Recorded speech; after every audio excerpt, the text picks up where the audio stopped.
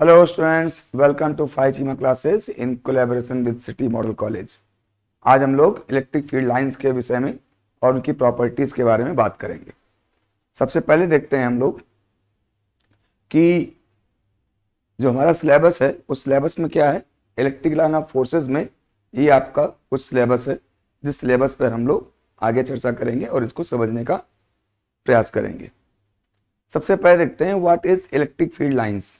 Electric field lines क्या है? So the electric field lines may be defined as electric field lines are imaginary lines in a region of space time along which a free charge would move if allowed to do so। मतलब जो हमारा space time है, space का मतलब हो गया 3 dimension X Y Z axes, जो हमारा कोऑर्डिनेट सिस्टम है। तो स्पेस और टाइम का जो एक पूरा कंप्लीट डायमेंशन हम सेट करते हैं उसको हम स्पेस टाइम डायमेंशन करते हैं। तो यहाँ पर जो स्पेस टाइम हमारा रीजन है, स्पेस और टाइम के साथ में मिला करके, तो उसमें आपका यदि कोई फ्री चार्ज किसी जगह पर रखा हो और वो free charge allow to move हो, यानी उस पर कोई आपने उसको स्टिक करने नहीं करके रखा है या उस पर कोई फोर्स लगा के नहीं रखा है, तो वो अपने आप एक पर्टिकुलर डायरेक्शन में मूव करने लगता है।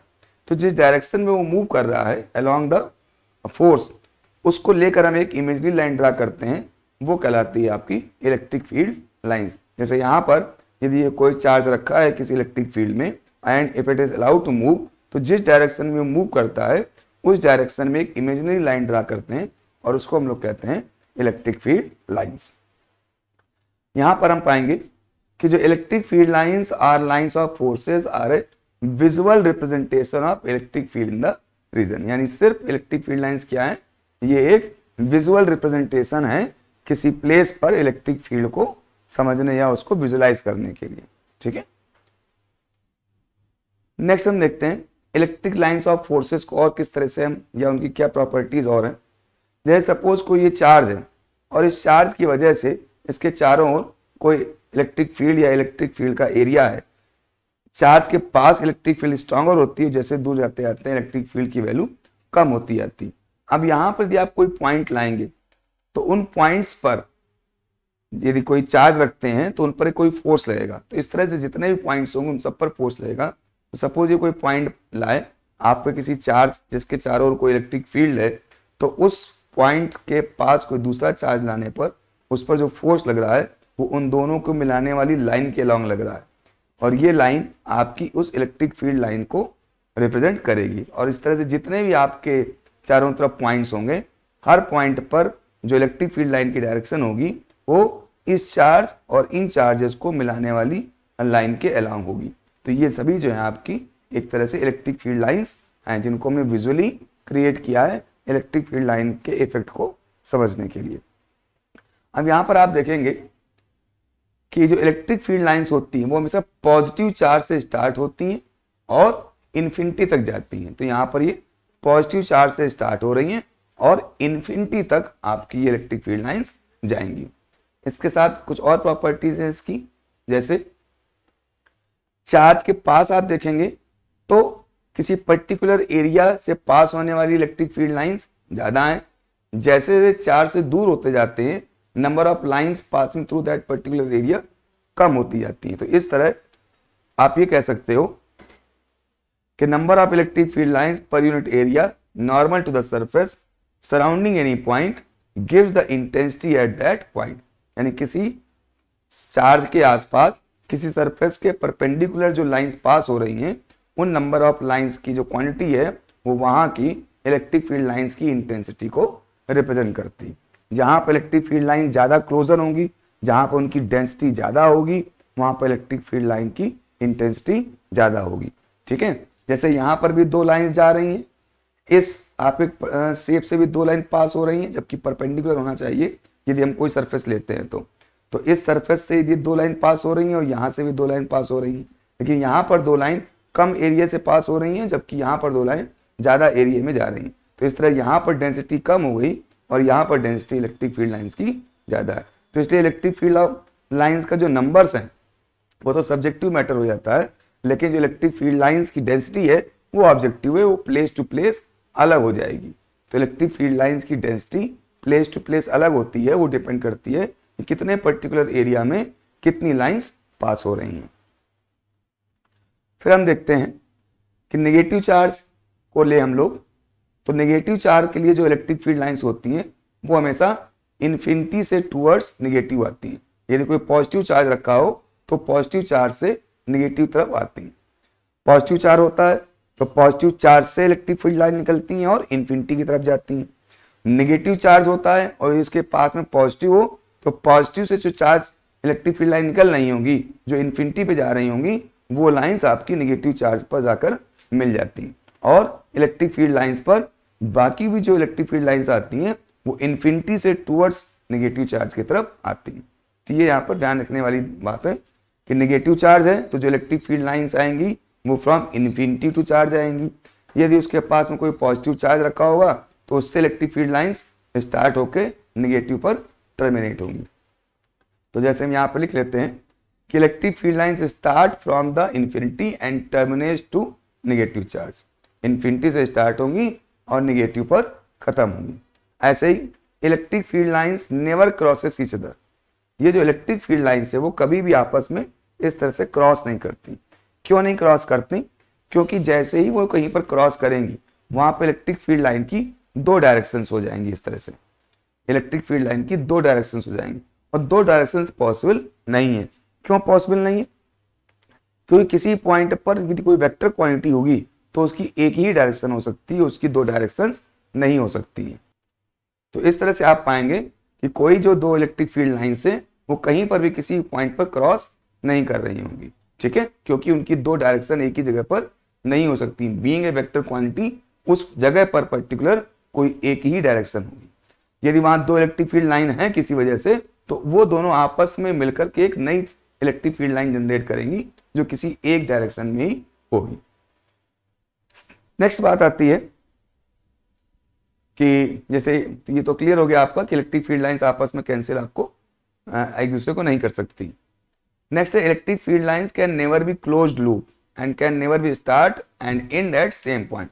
यानी कोई चार्ज है तो उस चार्ज से कोई ऐसा नहीं हो सकता कि कोई इलेक्ट्रिक फील्ड लाइन निकले और उसी पर जाकर खत्म हो, ठीक है। चार्ज दो तरह के थे, पॉजिटिव और नेगेटिव। पॉजिटिव चार्ज से इलेक्ट्रिक फील्ड लाइंस निकल के इन्फिनिटी पर जाती हैं, नेगेटिव चार्ज के लिए इन्फिनिटी से निकलकर चार्ज पर आती है। लेकिन ऐसा नहीं हो सकता कि चार्ज से इलेक्ट्रिक फील्ड लाइन निकले और वापस चली जाए। इसका कारण यह है कि जो हमारी इलेक्ट्रिक फील्ड लाइन है, ये जो इलेक्ट्रिक फील्ड है ये कंजर्वेटिव फील्ड है और कंजर्वेटिव फील्ड में जो वर्क डन होता है वो आपका पाथ पे डिपेंड नहीं करता, वो आपका डिस्प्लेसमेंट पे डिपेंड करता है। अब यदि यहाँ पर देखें तो यदि हम वर्क की बात करें किसी चार्ज को यहाँ से ले आके वापस लाने में, तो हर समय जो इलेक्ट्रिक फील्ड लाइन है, सपोज यहाँ पर कोई चार्ज लें और इस इलेक्ट्रिक फील्ड लाइन के चारों ओर साथ में चलते हुए वापस इसके स्थान पे आ जाएं, तो हम पाएंगे कि जैसे जैसे आप चार्ज को आगे बढ़ाएंगे जो इलेक्ट्रिक फील्ड की डायरेक्शन है वो आपके डिस्प्लेसमेंट की डायरेक्शन में है। यानी जो फोर्स होगा वो हमेशा डिस्प्लेसमेंट के डायरेक्शन में है। जब आप वापस भी लौट रहे होंगे तो भी आपका फोर्स डिस्प्लेसमेंट की डायरेक्शन में। तो इस तरह से फोर्स आपके चार्ज के मोशन के हमेशा डायरेक्शन में होंगे। यानी यहां से लेकर वापस आने तक सारा वर्क आपका ऐड होता जाएगा, जबकि आपका डिस्प्लेसमेंट यदि वापस आ जाते हैं चार्ज को लेकर के तो वो जीरो हो रहा है। तो उस केस में वर्क जीरो होना चाहिए, लेकिन यहाँ पर जीरो नहीं हो रहा यदि आपका सर्कुलर लूप में कोई इलेक्ट्रिक फील्ड लाइन होती है। तो ये भी एक रीजन है कि आपके चार्ज की वजह से या किसी भी की भी वजह से यदि कोई इलेक्ट्रिक फील्ड लाइन है तो सर्कुलर लूप में यहां पर नहीं हो सकती, ठीक है। नेक्स्ट हम लेते हैं the line of forces originating for terminating at charge are directly proportional to the magnitude of charge. कहने का मतलब है किसी चार्ज से निकलने वाली इलेक्ट्रिक फील्ड लाइंस या किसी चार्ज पर आकर खत्म होने वाली इलेक्ट्रिक फील्ड लाइंस डिपेंड करती हैं उनकी नंबर कि उस चार्ज की वैल्यू कितनी है। चार्ज ज्यादा है तो उससे निकलने वाली फील्ड लाइंस और उस पर आने वाली फील्ड लाइंस भी ज्यादा होंगी। चार्ज की वैल्यू कम है तो उससे निकलने वाली फील्ड लाइंस और उसके ऊपर आने वाली फील्ड लाइंस भी कम होंगी। जैसे एग्जांपल ले ले कि एक चार्ज है Q, तो सपोज उससे 4 इलेक्ट्रिक फील्ड लाइंस ओरिजिनेट हो रही हैं और इन्फिनिटी पर जा रही हैं। यदि वही चार्ज 2Q हो जाएगा तो उससे 8 इलेक्ट्रिक फील्ड लाइंस जनरेट होंगी। तो जितना चार्ज ज्यादा होता जाएगा उसी के अप्रोक्सीमेशन में आपका नंबर भी, उसी रेशियो में आपके नंबर ऑफ फील्ड लाइंस भी ज्यादा होती जाएंगी। ठीक है, तो इस तरह से इस बात को ध्यान रखने की जरूरत है, चार्ज की मैग्नीट्यूड के हिसाब से ही वहां पर number of lines electric field की होती है। नेक्स्ट देखते हैं, do electric field lines ever and, क्या इलेक्ट्रिक फील्ड लाइंस कभी खत्म होती हैं? तो आंसर होगा नहीं, इलेक्ट्रिक फील्ड लाइंस कभी भी खत्म नहीं होती। क्यों? क्योंकि यदि पॉजिटिव चार्ज है तो इलेक्ट्रिक फील्ड लाइन निकल के कहां पर जाएंगी? इन्फिनिटी, और इन्फिनिटी का मतलब कोई एंड नहीं। इसी तरह से नेगेटिव चार्ज है तो नेगेटिव चार्ज कहां से आ रही है? इन्फिनिटी से आ रही है और नेगेटिव चार्ज तक आ रही है। तो इस तरह से आप कह सकते हैं कि no electric field lines never end, if there is single positive charge then field lines originate from it and tends towards the infinity, they never end। हाँ, यदि पॉजिटिव और नेगेटिव दो चार्ज आसपास हैं तो आपकी फील्ड लाइंस टर्मिनेट हो जाएंगी पॉजिटिव से निकलकर नेगेटिव चार्ज पर। ठीक है, तो if we have positive and negative charges then line of forces terminate at negative charge, यानी दो चार्ज हैं, एक पॉजिटिव और एक नेगेटिव, तो पॉजिटिव से निकलकर आपकी electric field line negative charge पर खत्म होंगी। लेकिन कोई दो चार्ज नहीं, सिंगल चार्ज है, तो कभी भी इलेक्ट्रिक फील्ड लाइंस इन्फिनिटी पर ही जाएंगी, यानी खत्म नहीं होगा, उनका एंड नहीं होगा। नेक्स्ट है, electric field lines are start, electric field lines and end start normally on the surface of conductor. यानी कोई कंडक्टर आप लेते हैं तो कंडक्टर के पास जो इलेक्ट्रिक फील्ड लाइंस होंगी वो या तो कंडक्टर पर परपेंडिकुलर जा रही होंगी या परपेंडिकुलर निकल रही होंगी, लेकिन दोनों ही कंडीशनों में जो सरफेस होगा कंडक्टर का उसके इलेक्ट्रिक फील्ड लाइंस हमेशा परपेंडिकुलर ही होती हैं। उसको देख लेते हैं कैसे।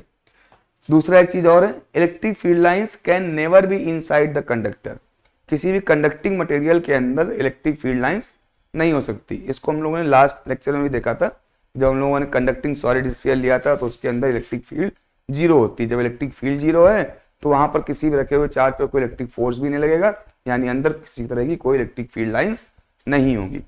तो इसको हम देखते हैं कैसे। सपोज ये कंडक्टर है, यदि इसको इलेक्ट्रिक फील्ड लाइंस में रख दिया जाए तो कंडक्टर पर जो इलेक्ट्रिक फील्ड लाइन आएंगी तो वो कंडक्टर उस इलेक्ट्रिक फील्ड लाइन की वजह से इस तरह से इंड्यूस्ड हो जाएगा, यानी इस पर चार्ज आ जाएगा, इंडक्शन की वजह से चार्ज आ जाएगा। यदि यहाँ सपोज पॉजिटिव चार्ज है जिसकी इलेक्ट्रिक फील्ड लाइन निकल के आ रही है तो इस तरफ के पॉजिटिव चार्ज जिसकी वजह से इलेक्ट्रिक फील्ड लाइन से उसके इंडक्शन से इस तरफ नेगेटिव चार्ज आ जाएगा और इसके नेगेटिव के इधर पॉजिटिव चार्ज आ जाएगा।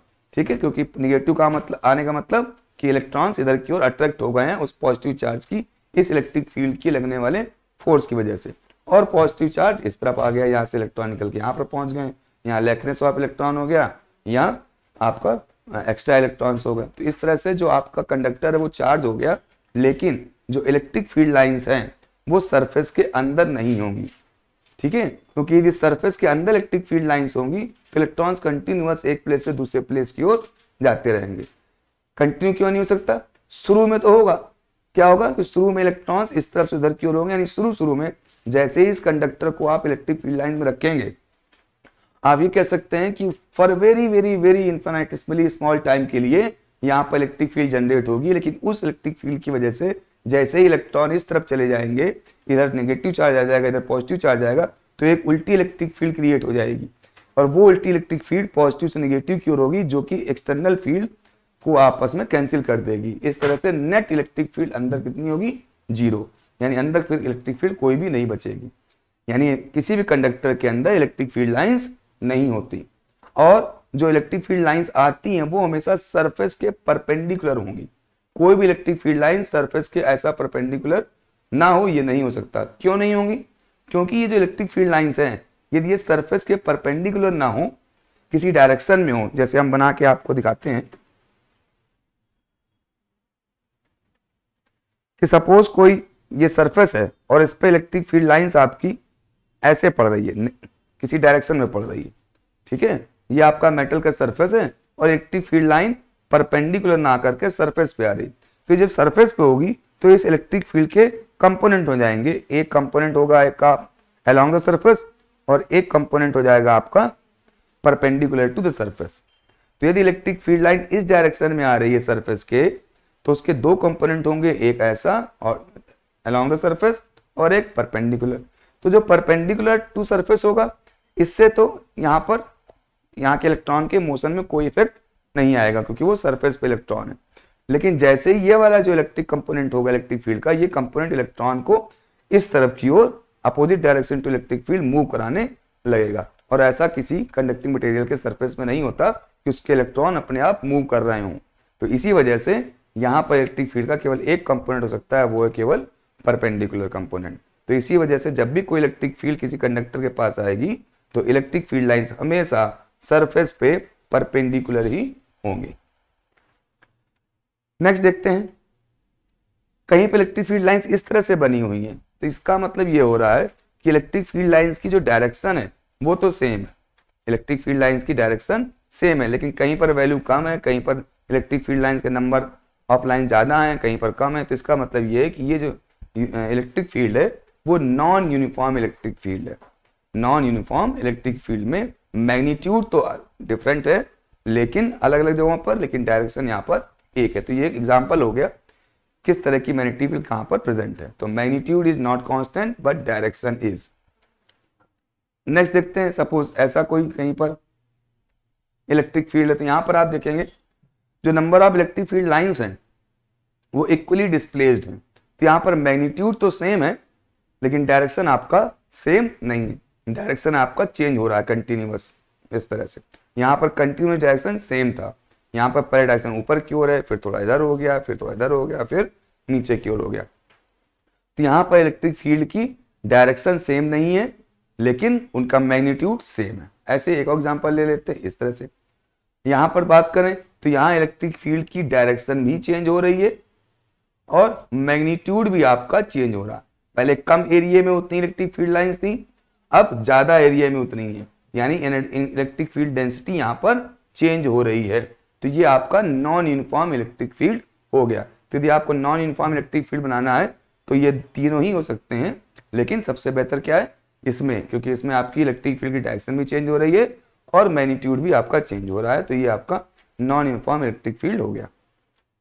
फिर एक तरह से हम ऐसे बना देते हैं, यदि हम इस तरह से बनाते हैं तो यहाँ पर आप देखेंगे कि electric field lines equally distance पे डिस्ट्रीब्यूटेड है, डायरेक्शन भी कंटिन्यूअस सेम है। तो ये आपका यूनिफॉर्म मैग्नेटिक फील्ड हो गया, यानी मैग्नीट्यूड और डायरेक्शन दोनों ही यहाँ पर कांस्टेंट है। ठीक है, तो ये इस कुछ इलेक्ट्रिक फील्ड लाइंस की हमने प्रॉपर्टीज को देखा। और देखते हैं आगे, two similar charges at a small distance पर हों तो उनके बीच में इलेक्ट्रिक फील्ड लाइंस कैसी होगी, यानी या तो दोनों पॉजिटिव चार्जेस हों या फिर दोनों नेगेटिव चार्जेस हो। तो उनके बीच यदि हम आप पास पास रखते हैं तो उनके बीच की इलेक्ट्रिक फील्ड लाइन के जो डिस्प्ले होगा वो किस तरह से होगा उसको देखते हैं। एक बात ध्यान रखने की हमेशा है कि electric field lines are symmetric about the line joining two charges, यानी जब दो चार्जेस को आप मिलाते हो, ठीक है, तो उनको मिलाने वाली लाइन के अलोंग जो इलेक्ट्रिक फील्ड का पैटर्न होगा वो सिमेट्रिक होगा, यानी मिरर इमेज होगा। ठीक, आइए देख लेते हैं। तो ये दो नेगेटिव चार्जेस हैं, नेगेटिव क्यू, नेगेटिव क्यू। दो नेगेटिव चार्ज जब पास में आते हैं, सिंगल नेगेटिव चार्ज होता तो देखिए सिंगल नेगेटिव चार्ज है तो इलेक्ट्रिक फील्ड लाइंस इंफिनिटी से इसके पास आ रही है। ठीक है, दूसरा पे नेगेटिव चार्ज आ गया उसमें भी आ रही।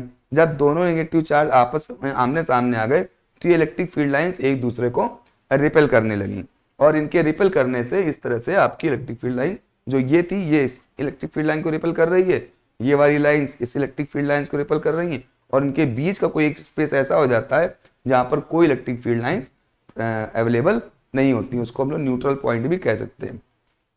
तो नेगेटिव सेम नेगेटिव चार्जेस के बीचों बीच का जो पॉइंट है वो एक तरह से न्यूट्रल पॉइंट है और इनका जो पैटर्न है वो इस तरह का हो। आप देखेंगे इनको मिलाने वाली जो लाइन है, इनको मिलाने वाली लाइन के दोनों अलोंग आपका जो पैटर्न है वो सिमेट्रिकल होता है, एक जैसा होता है। जैसा पैटर्न नीचे होगा वही सेम पैटर्न इसका ऊपर की ओर है। तो ये आपका two similar charge distance, two similar charges को जब स्मॉल डिस्टेंस पर रखते हैं तो ये आपके इलेक्ट्रिक फील्ड लाइंस का पैटर्न है।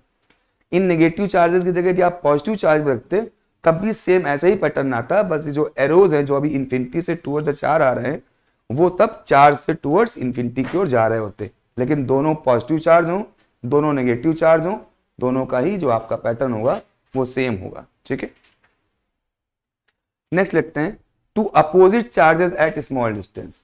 अब यदि अपोजिट चार्जेस होंगे तो जो ये आपकी इलेक्ट्रिक फील्ड लाइंस पहले रिपेल कर रही थी आपकी, ये फिर यहीं पर जाके टर्मिनेट होने लगेंगी। इसकी प्लस से निकलने वाली जितनी भी इलेक्ट्रिक फील्ड लाइंस होंगी वो सब क्या हो जाएंगी, नेगेटिव चार्ज पर आपकी टर्मिनेट होने लगेंगी। तो इस तरह से उस केसेस में अपोजिट चार्जेस है तो वहां पर इलेक्ट्रिक फील्ड लाइंस का पैटर्न ये होगा, क्योंकि ये इलेक्ट्रिक फील्ड लाइंस एक दूसरे को सपोर्ट करने वाली हैं, तो एक दूसरे के ऊपर टर्मिनेट होकर पॉजिटिव चार्ज से निकलने वाली नेगेटिव चार्ज पर आ जाएंगी, तब आपका डिस्प्ले पैटर्न ये होगा। लेकिन जो उनके मिलाने वाली लाइन है उस लाइन के अलोंग का जो आपका पैटर्न है वो हमेशा एक जैसा ही रहता है। ठीक है, तो यहाँ पर इलेक्ट्रिक फील्ड लाइंस ऐसे एक दूसरे को रिपेल कर रही थी और यहाँ पर इलेक्ट्रिक फील्ड लाइंस एक दूसरे को ऐड कर जाती हैं, क्योंकि नेगेटिव चार्ज की भी electric field lines positive charge से आने वाली फील्ड लाइन की डायरेक्शन में होती हैं और वो नेगेटिव चार्ज पर टर्मिनेट कर जाती हैं। यहाँ पे एक चीज और नोट करने वाली बात है कि line of force that exist between two charges never form an closed path. ये हम लोगों ने पीछे देखा था कि किसी चार्ज से निकलने वाली इलेक्ट्रिक फील्ड लाइंस कभी क्लोज्ड पाथ नहीं बनाती, कि which means that line originating from positive charge terminates at a negative charge and do not come back to positive charge. कि मतलब पॉजिटिव चार्ज से जो निकलने वाली इलेक्ट्रिक फील्ड लाइंस है ये वापस आकर के पॉजिटिव चार्ज पे नहीं आती, ये पॉजिटिव से निकलेंगी तो कहां पर जाएंगी, निगेटिव पर टर्मिनेट होंगी। तो इस तरह से ये सभी जो इलेक्ट्रिक फील्ड लाइंस है ये सभी कहीं ना कहीं जाकर के निगेटिव पर टर्मिनेट होंगी पॉजिटिव चार्ज से निकल करके। नेक्स्ट कुछ और पैटर्न हमारे हैं फील्ड लाइंस के। तो पहला है electric field line pattern for object with unequal amount of charges, यानी दो चार्जेस ले रहे हैं जो आपस में अनइक्वल अमाउंट है। जैसे यहां देखें ये पॉजिटिव चार्ज है, ये भी पॉजिटिव चार्ज है, तो यहाँ सेम चार्जेस है, लेकिन इस पर इलेक्ट्रिक चार्ज की वैल्यू कम है तो इसकी इलेक्ट्रिक फील्ड लाइंस भी कम है। इस पर इलेक्ट्रिक चार्ज की वैल्यू ज्यादा है तो इसकी इलेक्ट्रिक फील्ड लाइंस भी ज्यादा है। ठीक है, और क्योंकि दोनों पॉजिटिव चार्ज है, दोनों सेम चार्जेस है, तो इलेक्ट्रिक फील्ड लाइन ऐसे एक दूसरे को रिपल कर रही है। तो क्योंकि इस तरफ की इलेक्ट्रिक फील्ड लाइन ज्यादा है इसलिए इधर की ओर रिपल्सन ज्यादा है। लेकिन आप देखेंगे इनको मिलाने वाली जो लाइन है इस लाइन के दोनों तरफ ऊपर नीचे जो सिमेट्रिकल है वो जो पैटर्न है वो आपका सिमेट्री में है। ठीक, ऐसे नेगेटिव चार्जेस में ये दोनों पॉजिटिव चार्ज थे, ये चार्ज ज्यादा था, ये चार्ज कम था। ऐसे नेगेटिव चार्ज में ये चार्ज ज्यादा है, ये चार्ज कम है। जो चार्ज ज्यादा है वहां पर फील्ड लाइन ज्यादा आ रही है, जो चार्ज कम है उस पर फील्ड लाइंस कम है। लेकिन यहाँ पर भी नेगेटिव चार्ज से आने वाली लाइन इन्फिनिटी से आ रही है तो एक दूसरे को रिपेल करते हुए आ रही है। इन्फिनिटी से इधर नेगेटिव आ रही है और इन्फिनिटी से इधर आ रही है, और बीच की जो फील्ड लाइंस उन्होंने एक दूसरे को रिपेल किया है जिससे कि उनका स्पेस आपको इस प्रकार का पैटर्न शो कर रहा है। अपोजिट चार्जेस हो, हम पीछे से देख चुके हैं अपोजिट चार्जेस का। ठीक, ये लेकिन यहां पर दोनों चार्जेस इक्वल थे, अपोजिट और इक्वल थे। अब जो हम देख रहे हैं उसमें आपका एक पॉजिटिव चार्ज एक नेगेटिव चार्ज आपका अनइक्वल भी हो सकता है। तो वहां पर भी वही होगा, यदि नेगेटिव चार्ज ज्यादा है तो यहाँ पर फील्ड लाइन ज्यादा होंगी, पॉजिटिव चार्ज कम है तो यहाँ फील्ड लाइन्स कम है। तो इससे जितनी फील्ड लाइंस निकल रही हैं वो नेगेटिव चार्ज पर जाके मिल रही हैं, और क्योंकि नेगेटिव चार्ज ज्यादा है तो यहाँ पर इन्फिनिटी से भी और आपकी इलेक्ट्रिक फील्ड लाइंस आ रही हैं। ऐसे यहाँ पर यदि पॉजिटिव चार्ज ज्यादा है तो निकलने वाली फील्ड लाइंस बहुत ज्यादा है, लेकिन नेगेटिव चार्ज पर जो टर्मिनेट हो रही हैं वो कम है, क्योंकि वो जो पहुंचेंगी इलेक्ट्रिक फील्ड लाइंस वो उतनी ही होंगी, वो इस चार्ज के वैल्यू के अकॉर्डिंग ही होंगी। यदि इस चार्ज की वैल्यू कम है तो इससे निकलने वाली जो फील्ड लाइंस है उसमें से कुछ फील्ड लाइंस ही यहाँ नेगेटिव चार्ज पर पहुंचेंगी इसके चार्ज के वैल्यू के अकॉर्डिंग। तो ये आपका कुछ पैटर्न हो गया इलेक्ट्रिक फील्ड लाइंस को लेकर के, इनको आप ड्रा कर लेंगे। कुछ और चीजें देख लेते हैं। Electric field lines due to dipole, अभी हम लोगों ने डाइपोल पढ़ा नहीं है, अभी हम लोग आगे पढ़ेंगे। तो डाइपोल क्या होता है, जब दो अपोजिट चार्जेस को बहुत पास पास रख दिया जाता है तो वो इलेक्ट्रिक डाइपोल कहलाता है। तब ये पीछे सेम पैटर्न इस तरह का देख चुके हैं जहां पर हमने दो चार्जेस पास पास रखे हुए थे, थोड़ा दूर है तो ये डाइपोल नहीं है, लेकिन इन्हीं चार्जेस को बहुत पास पास ले आया जाए तो ये क्या बन जाते हैं, डाइपोल बन जाते हैं। और इनका भी जो आपका इलेक्ट्रिक फील्ड लाइंस का पैटर्न है वो इसी तरह से पॉजिटिव से निकल के निगेटिव की ओर टर्मिनेट होंगी। बस इसमें एक चीज और है कि यहाँ जो पॉजिटिव और निगेटिव चार्जेस हैं वो मैग्नीट्यूड में इक्वल होते हैं, जितना पॉजिटिव चार्ज होगा उतना ही निगेटिव होगा। इसलिए जितनी पॉजिटिव चार्ज से जितनी भी फील्ड लाइन निकलेंगी वो सब की सब आपकी जाके नेगेटिव चार्ज पर टर्मिनेट हो जाएंगी। नेक्स्ट कुछ और देखते हैं। यहाँ पर भी ऐसे कुछ दिया हुआ है कि दो चार्जेस है अब यहाँ पे ये बताया गया है कि सपोज कोई पॉइंट है और उस पॉइंट पर अलग अलग चार्जेस की वजह से इलेक्ट्रिक फील्ड लाइंस यहाँ पर पहुंच रही होंगी, तो नेट इलेक्ट्रिक फील्ड लाइन क्या होगी? तो इसकी वजह से सपोज इलेक्ट्रिक फील्ड लाइन है आपकी ये, और इसकी वजह से भी कुछ इलेक्ट्रिक फील्ड लाइंस होगी। तो यहाँ पर जो नेट इलेक्ट्रिक फील्ड लाइन होगी, ठीक है, यहाँ पर जो नेट इलेक्ट्रिक फील्ड लाइन होगी वो इसकी वाली इलेक्ट्रिक फील्ड लाइन और इसकी वाली इलेक्ट्रिक फील्ड लाइन। सपोज ये नहीं होता, E1 नहीं होता, तो ये वाली इलेक्ट्रिक फील्ड लाइंस यहाँ पर नहीं होती, केवल E2 होती है और इसी डायरेक्शन में होता। लेकिन जब ये है तो इसकी वजह से भी इलेक्ट्रिक फील्ड लाइन से, E1 इसकी वजह से, Q1 की वजह से E1 इलेक्ट्रिक फील्ड लाइन से, Q2 की वजह से E2 इलेक्ट्रिक फील्ड लाइन से, और इन दोनों के रिजल्टेंट से सिर्फ एक इलेक्ट्रिक फील्ड लाइन बन गई, वो बन गई E। ठीक है, तो इसलिए यहाँ पर E1 और E2 नहीं होंगी, इन दोनों के एक साथ प्रेजेंट होने पर तब क्या होगी? सिर्फ E1 E2 का रिजल्टेंट ये E होगी, ऐसे इस तरह से इलेक्ट्रिक फील्ड लाइन। इसी को कहते हैं हम लोग इलेक्ट्रिक फील्ड का सुपरपोजिशन प्रिंसिपल, कि net electric field vector sum के इक्वल हो जाती है। ऐसे यहाँ पर भी आप देख सकते हैं, कोई भी पॉइंट चूज करेंगे वहां पर यदि सपोज ये Q2 नहीं होता तो आपकी इलेक्ट्रिक फील्ड लाइन यहां से ऐसे निकलती और ये चली जाती E1। ठीक है, इसको हम यहां पर बना देते हैं। If Q2 was not there, then this electric field lines would have been gone along this direction. ठीक है, if Q1 was not there, then electric field due to Q2 would have been gone along this direction. ठीक है, Q2 नहीं होता तो यहां पर E1 इस तरह से हो रही होती, ठीक है, और Q1 नहीं होता तो यहां पर इलेक्ट्रिक फील्ड लाइन इस तरह से हो रही होती। ये दोनों इलेक्ट्रिक फील्ड लाइंस होती तब जब इनमें से कोई एक नहीं होता, लेकिन जब दोनों हैं तो इन दोनों के रिजल्टेंट की वजह से जो बनेगी फील्ड, तो वो फील्ड लाइन इस तरह से हो गई। ठीक, ये आ लिया आपकी, क्लियर। तो इस तरह से आप किसी भी प्लेस पर एक दूसरे के इफेक्ट की वजह से इलेक्ट्रिक फील्ड लाइंस को निकाल सकते हैं। एक लास्ट चीज और देखते हैं कि जब दो प्लेट्स होती हैं, दो चार्ज प्लेट, उनके बीच इलेक्ट्रिक फील्ड लाइंस कैसी होती है। तो सपोज ये आपकी नेगेटिव चार्ज प्लेट है और ये पॉजिटिव, ये आपकी नेगेटिव चार्ज प्लेट है और ये आपकी पॉजिटिव चार्ज प्लेट है। तो आपको पता है पॉजिटिव चार्ज प्लेट से निकलने वाली, पॉजिटिव चार्ज प्लेट से आपकी इलेक्ट्रिक फील्ड लाइंस इमिनेट होंगी, ओरिजिनेट होंगी, और टर्मिनेट कहां पर होंगी? नेगेटिव चार्ज पर। तो एजेस के जस्ट अंदर की जो इलेक्ट्रिक फील्ड लाइंस होती हैं वो तो ऑलमोस्ट पैरेलल और इक्वी डिस्टेंस पे होती हैं, लेकिन एजेस पे जो इलेक्ट्रिक फील्ड लाइंस होती हैं वो थोड़ा सा कर्व नेचर लेकर रखती हैं। ठीक है, उसको इसलिए भी कह सकते हैं, ऐसे भी कह सकते हैं कि इन चार्जेस के अगल बगल दूसरे चार्जेस है और जिनकी इलेक्ट्रिक फील्ड लाइंस एक दूसरे को सपोर्ट करते हुए या एक दूसरे को बैलेंस करते हुए स्ट्रेट लाइन में रखती है। लेकिन जो आउटर साइड पे जो इलेक्ट्रिक फील्ड लाइंस है उनको पुश करने वाला कोई नहीं होता, बल्कि अंदर से तो बाहर की ओर पुश हो रही है लेकिन बाहर से अंदर की ओर पुश करने वाला कोई नहीं, इसलिए बाहर आपकी जो इलेक्ट्रिक फील्ड लाइंस है वो एक एच के फॉर्म में होती है। तो ये भी आपको ध्यान रखना है कि पैरेलल प्लेट्स में अंदर आपकी इलेक्ट्रिक फील्ड लाइंस पैरेलल होंगी, स्ट्रेट होंगी, लेकिन एजेस पे वही थोड़ा सा कर्व नेचर लेके रखी होंगी। ठीक है, तो इस प्रकार से कुछ एक चीज और देख लेते हैं यहाँ पर कि electric field lines when a point charge plus Q is kept near an uncharged conducting plate, यानी ये कोई प्लेट थी जिसपे कोई चार्ज पहले नहीं था, यहाँ पे किसी चार्ज को हम जैसे ही पास में लाएंगे तो इंडक्शन की वजह से इस तरफ नेगेटिव चार्ज और इस तरफ पॉजिटिव चार्ज आ जाएगा। ये ठीक उसी तरह से जैसा हमने पीछे बताया था कि बहुत सारी इलेक्ट्रिक फील्ड लाइंस आ रही हैं, फिर बीच में एक सर्किल कंडक्टर था जो इंडक्शन की वजह से एक तरफ नेगेटिव एक तरफ पॉजिटिव हो गया था, तो जिसमें इलेक्ट्रिक फील्ड लाइन सरफेस के परपेंडिकुलर जा रही थी। ठीक उसी तरह से यहाँ पर भी होगा कि जो हमारा कंडक्टिंग सरफेस होगा वो इसके इंडक्शन की वजह से इधर नेगेटिव और इधर पॉजिटिव हो जाएगा। तो जो पॉजिटिव चार्ज से निकलने वाली इलेक्ट्रिक फील्ड लाइंस है वो नेगेटिव चार्ज पर टर्मिनेट हो जाएंगे। ध्यान रखिएगा, ये इलेक्ट्रिक फील्ड लाइन सरफेस के अंदर नहीं जाएंगी। क्यों नहीं जाएंगी?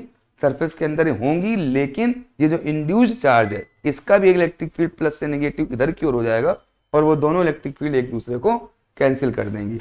इधर से प्लस चार्ज की वजह से आ रही है, ठीक है, और इधर से अंदर वाली फील्ड प्लस से माइनस, एक अंदर की इलेक्ट्रिक फील्ड इस तरफ की ओर होगी और इसकी फील्ड इधर की ओर होगी, दोनों कैंसिल। तो ये चार्ज का डिस्ट्रीब्यूशन ही इस तरह हो जाता है कि अंदर नेट इलेक्ट्रिक फील्ड 0 हो जाता है। तो पॉजिटिव चार्ज से टर्मिनेट होंगी यहाँ और फिर दूसरे साइड पर चूंकि प्लस चार्ज आ गया है तो उससे इमिनेट होंगी बाहर की तरफ। तो इस तरह का इलेक्ट्रिक फील्ड लाइन का आपका पैटर्न होगा किसी चार्ज को अनचार्ज कंडक्टिंग शीट के पास लाते हैं। तो एक और देख लेते हैं कि सपोज कोई एक सिंगल रॉड है, कैसी रॉड है, सिंगल रॉड है, और उस पर चार्ज यूनिफॉर्मली डिस्ट्रीब्यूट है। यदि नेगेटिव चार्ज उस पर डिस्ट्रीब्यूट है तो उस पर चारों तरफ से आपकी इन्फिनिटी से इलेक्ट्रिक फील्ड लाइंस आएंगी। नेगेटिव है तो इधर भी इलेक्ट्रिक फील्ड लाइंस आ रही हैं, इधर भी इलेक्ट्रिक फील्ड लाइंस आ रही हैं, लेकिन ये क्लोज लूप नहीं बना रही हैं, ये दोनों तरफ से अलग से आ रही है इलेक्ट्रिक फील्ड लाइंस इस तरह से। ठीक है, तो ये आपका नेगेटिव चार्ज रॉड का इलेक्ट्रिक फील्ड लाइंस का पैटर्न है। पॉजिटिव चार्ज होती तो बस ये एरो आपके बाहर की तरफ हो जाते, यानी इन्फिनिटी की ओर जाते हुए हो जाते हैं।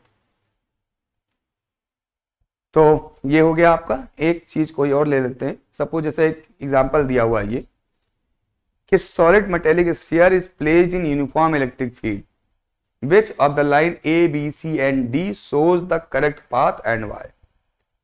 ये कोई मेटेलिक कंडक्टर है, इसके बाहर इलेक्ट्रिक फील्ड लाइंस आ रही थी, तो बताइए इनमें से कौन सी लाइन वास्तव में सही रिप्रेजेंटेशन है इलेक्ट्रिक फील्ड लाइंस का यहाँ पर।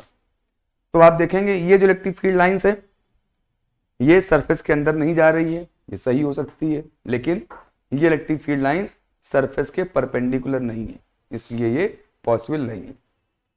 ये इलेक्ट्रिक फील्ड लाइंस अंदर होते हुए जा रही है और अंदर इलेक्ट्रिक फील्ड लाइंस नहीं होती, इसलिए ये भी पॉसिबल नहीं है। ये इलेक्ट्रिक फील्ड लाइन स्ट्रेट जा रही है, ना तो सरफेस के परपेंडिकुलर और अंदर भी जा रही है, तो ये भी रॉन्ग है। ये इलेक्ट्रिक फील्ड लाइंस आ रही है तो सरफेस के परपेंडिकुलर इंटर कर रही है और अंदर भी नहीं जा रही है, तो ये आपका करेक्ट आंसर हो गया। तो इस तरह से मैंने आपको इलेक्ट्रिक फील्ड लाइंस और इलेक्ट्रिक फील्ड लाइंस के पैटर्न और कुछ उनके प्रॉपर्टीज के बारे में आज आपको बताया। नेक्स्ट टर्म पे आगे हम पढ़ेंगे और इलेक्ट्रोस्टैटिक पोटेंशियल, डाइपोल और गॉस लॉ। ठीक है, तब तक के लिए इनको रिवाइज करिए, प्रिपेयर करिए। All the best, see you next time.